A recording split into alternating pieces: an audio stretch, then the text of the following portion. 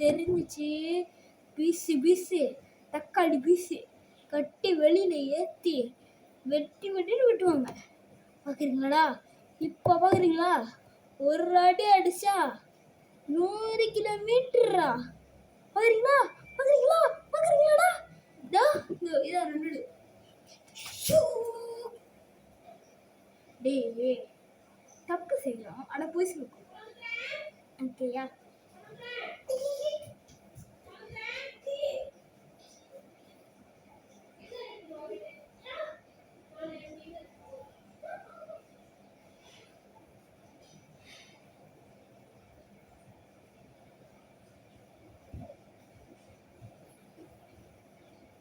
இவங்களுக்கு வேறு அங்கே இருக்கணுமா, நல்லா பண்ணணுமா?